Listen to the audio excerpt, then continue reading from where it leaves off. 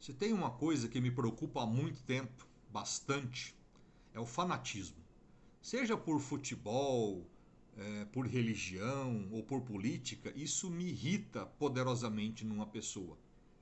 Eu tento de todas as formas falar: olha, não é uma boa ideia, o caminho não é por aí, isso aí não é bom. Quando você fanatiza alguma coisa, não necessariamente aquela coisa melhora ou dá certo. Em geral, piora. Né? O fanático por um clube de futebol, por exemplo, ele não consegue nem curtir o futebol de verdade, porque para ele só o time dele interessa, ele nem assiste jogos de outros times.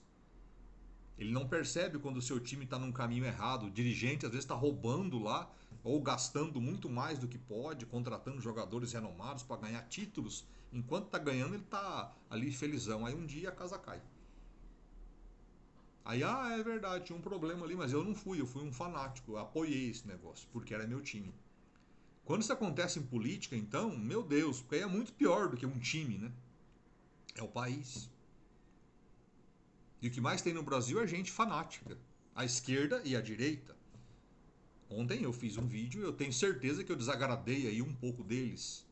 A esquerda e a direita, lulistas e bolsonaristas, que não conseguem ver problemas em seus respectivos é, presidentes, do passado e agora. Né? Eu acho um desserviço ao pensamento. E é por isso que eu sou a favor, por exemplo, do parlamentarismo, né? Que é uma forma de que você tira o poder central, né, de uma pessoa escolhida pela população. Né? Aí numa situação, o governo está muito ruim, troca-se o primeiro-ministro, é uma questão de maioria. Dentre os parlamentares, os deputados ali, escolhe-se um primeiro-ministro. Ele precisa formar maiorias. Se de repente a população está descontente, os deputados estão descontentes, a imprensa está descontente, o governo é muito ruim, o governo é incompetente, o governo é corrupto, sei lá, troca-se o primeiro-ministro e pronto. O cara volta a ser deputado, a pessoa, né? Volta a ser deputado e escolhe outra pessoa para ser o primeiro-ministro e assim por diante. Não tem trauma, não é o trauma de um impeachment que a gente, por exemplo, tem no Brasil. É traumático, eu já vivi dois. Eu lembro do impeachment do Collor, o país parou por quase um ano, em 92. A maioria de nós lembra-se do impeachment da Dilma. O país parou por um ano quase também, em 2016. É um problema, é uma encrenca, e você tem que desprezar o voto de milhões de pessoas para fazer um impeachment. Um impeachment de Bolsonaro, que não tem as condições para acontecer, posso falar disso um outro dia, mas enfim, não é o caso hoje, levaria para o lixo o voto de 57 milhões de pessoas. É muita coisa para se desprezar. Eu acho muito sério esse tipo de coisa. Não que eu acho que ele não mereça, é óbvio que ele merece. Para mim, ele já cometeu uma série de crimes. Mas o mais grave que eu percebo, que eu reconheço, que eu entendo, é o de negligenciar a busca, a compra por vacinas. Primeiro, com um processo de deseducação. O bolsonarismo, o ano passado, flertou com o movimento antivacina, quando ficou questionando a rapidez na geração, na produção de vacinas. Por que essa pressa? Né? A vacina vai produzir anomalias nas pessoas. Esse tipo de concepção fez com que o Brasil, por exemplo, tivesse voltado a ter casos de sarampo em 2018. O Brasil tinha zerado esse negócio com vacinação, como tantas outras. Pega uma carteirinha de vacinação de uma criança e verifica lá o tanto de vacina que o Brasil aplica na sua população com muita eficiência. Aliás, não há ninguém no mundo melhor do que nós. É uma área que a gente é top, primeiro do mundo, vacinação. Somos muito competentes. Poderíamos estar vacinando 2 milhões de pessoas por dia se tivéssemos vacina. É lógico, mas o governo optou por outra coisa. Primeiro, esse negócio de relativizar a importância da vacina ou a eficácia das vacinas. E segundo, não aceitar as ofertas de vacinas que foram feitas o ano passado, aí no caso especialmente da Pfizer. Deixou a Pfizer no vácuo várias vezes, e quando fez o acordo já foi agora. Éramos para ter tido 1,5 milhão de vacinas em dezembro, imagina isso. Né? E aí em janeiro viria a Coronavac, viria a vacina da AstraZeneca, né? A Pfizer entregaria até junho agora 18 milhões de vacinas. Eu não entendi por que o governo fez isso. Não havia como isso dar certo. Quem que tem essas ideias? Não sei, não entendo, não consigo compreender. Acho loucura, mas talvez seja método, talvez seja um plano, não sabemos ainda. Porque ninguém agora quer assumir o negócio. Na CPI da Covid, todo mundo fica falando, não, foi o fulano, foi o ciclano, não sei o quê, não sei o quê, não sei o quê. Né? Muito estranho. Outro crime que o governo pratica, que para mim é motivo de impeachment, tá no Código Penal. Se não me engano, é o artigo 267. Eu estava olhando esses dias. É crime você contribuir para espalhar um patógeno. E se causar a morte, se eu não me engano, a pena é até maior. Da cadeia isso. Está no Código Penal. Eu acho que isso é suficiente. Nosso presidente levou um monte de gente para espalhar patógeno junto com ele desde o ano passado.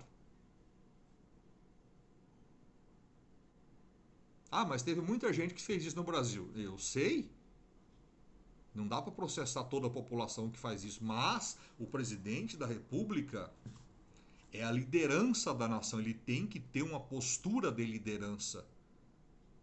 Não tem aquele negócio lá de que, como é que a fala convence e o exemplo arrasta? E nesse caso, sim, ele arrasta pessoas para a rua. E isso contribui para espalhar patógeno. Ou não, ainda mais sem máscara, pegando na mão de todo mundo. Né? Contribuir para espalhar patógeno, no fim das contas, contribui para a morte de pessoas, para o sofrimento de pessoas. É uma falta de empatia gigantesca. Está no Código Penal isso. Eu acho isso bastante sério. Para mim já dava. Mas, né, é muito complicado fazer o impeachment nesse momento, acho eu. Por isso que eu defendo o parlamentarismo, seria muito mais fácil. Já teria saído há um tempão. Quando começasse essa confusão, teriam trocado lá atrás e pronto. Estaria tudo já se resolvendo, imagino também, escolhendo uma pessoa melhor. Mas essa é uma questão importante. O Bolsonaro, na verdade, perdeu uma chance gigantesca de se transformar, isso sim, numa liderança. Se tivesse assumido uma postura mais responsável, conversado com os governadores, definido coisas em conjunto, era o que o Mandetta queria fazer. Mas não, optou por maluquices de todos os tipos. Né? É método? Talvez seja. Vai dar certo? Bom, as pessoas que morreram eu acho que são a prova de que não deu. E o Brasil está caminhando aí célere para 500 mil de mortos agora em junho. Que eu considero uma vergonha absoluta, porque isso não era necessário. Não precisava ser tudo isso. Ah, outra coisa que eu vi esses dias e saiu na imprensa também. A OMS tem um consórcio de vacinas, o COVAX, acho que é COVAX Facility, se eu não me engano, que é para comprar vacinas para países subdesenvolvidos. A gente entra nessa. Apesar de a gente ter mais dinheiro que a maioria dos países subdesenvolvidos, mas entramos nesse consórcio. Né? E poderíamos pegar lá, se eu não me engano, era 40% da população em vacinas. O governo optou por pegar 20%. Por quê? Não sabemos. Ninguém diz por quê. E aí pior, pegou só metade do que poderia e de repente foi lá e cortou pela metade. Ficou só com 10% do que poderia pegar. Não quis participar dos testes e aí não teve prioridade para chegar às vacinas. Não chegou. Eu não entendi essa parte. E aí ficam falando mal do João Dória. O João Dória correu atrás de vacinas. Havia alguma coisa mais importante a se fazer nessa pandemia do que correr atrás de vacinas? Não acho. Mais importante, não. Tão importante, concordo. É UTI, né? Garantir oxigênio lá em Manaus, que é outra negligência que está ficando evidente na CPI, que o governo simplesmente ignorou as coisas. Deixou oxigênio, por exemplo, vindo da Venezuela de caminhão, quando podia ter mandado um avião da FAB e não quis. São coisas muito graves. Essa história vai ser escrita um dia. Aliás, uma vez eu vi um livro, né, chamado Ditadura Nunca Mais. Li um livro, né, sobre o período da ditadura e nele se relatava lá as torturas e quem tinha sido torturado, os torturadores. Eu acho que um dia nós teremos que ter alguma coisa nesse sentido. Mas isso é quando a pandemia diminuir, as pessoas pararem de morrer, quando a vacina atingir a população de maneira mais abrangente, né? A gente vai apurar os responsáveis, quem fez o quê, quem disse o quê, quem contribuiu para isso ou para aquilo. Mas é uma coisa de futuro. A pergunta, talvez, a ser respondida é como foi que chegamos a isso? Eu faço essa pergunta desde 2018. Antes da eleição, eu já fazia essa. Como foi que chegamos a essa situação? Né? De que as opções do país eram o bolsonarismo e o petismo. Como foi que chegamos a isso? O que eu sei, o que é fato, é que nós erramos enquanto povo. O que eu sei é que eu, por exemplo, errei em alguma coisa como professor. Porque alunos meus entraram nessa loucura. Né? Como foi que chegamos a isso? Eu não tenho essa resposta ainda. Talvez um dia a gente chegue lá. A gente tem algumas ideias e a gente vai passando isso ao longo do tempo aqui. O vídeo ficou longo de novo. Eu vou me despedir agora, mas é isso. Obrigado aí pela participação. De novo, compartilha, curte, dá uma ajuda aí no canal da gente pra gente continuar fazendo esses vídeos legais. Espero não ter te chateado muito com toda essa conversa. Mas é isso, eu vou tentar fazer vídeos mais curtos da próxima vez. Valeu aí, obrigado e até a próxima.